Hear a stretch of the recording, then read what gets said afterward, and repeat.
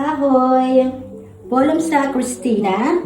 I'm working here in Hotel Partisan Wellness Spa. We have offering treatments very special. Hilot massage, this is a traditional Asian massage from the Philippines.